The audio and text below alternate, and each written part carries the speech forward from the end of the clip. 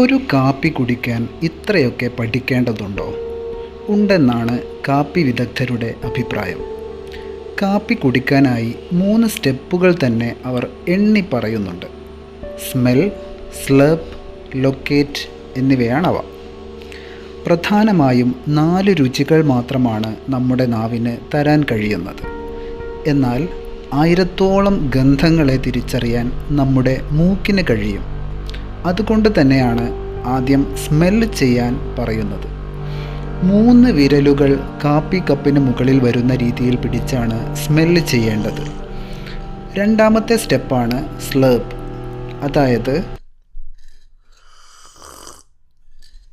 കേൾക്കുമ്പോൾ വളരെ അരോചകമായി തോന്നുന്നുണ്ടല്ലേ?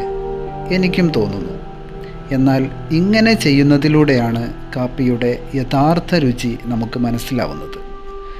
കാപ്പിയുടെ ചൂട് കുറയാനും ഇത് സഹായിക്കുന്നു. മൂന്നാമത്തെ സ്റ്റെപ്പ് എന്ന് പറയുന്നത് ലൊക്കേറ്റ് എന്നതാണ്. അതായത് സ്ലർപ്പ് ചെയ്യുന്ന സമയത്ത് നാവിൻ്റെ ഏത് ഭാഗത്താണ് നമുക്ക് രുചി അനുഭവപ്പെടുന്നത്.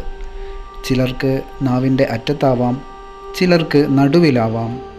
ഒരേ കാപ്പി പലർക്കും പല രീതിയിലാണ് അനുഭവവേദ്യമാവുക. ഇനി കാപ്പി കുടിക്കുമ്പോൾ ഇതൊക്കെ ഒന്ന് ചെയ്തു നോക്കൂ. അനുഭവങ്ങൾ കമൻ്റായി രേഖപ്പെടുത്തണേ.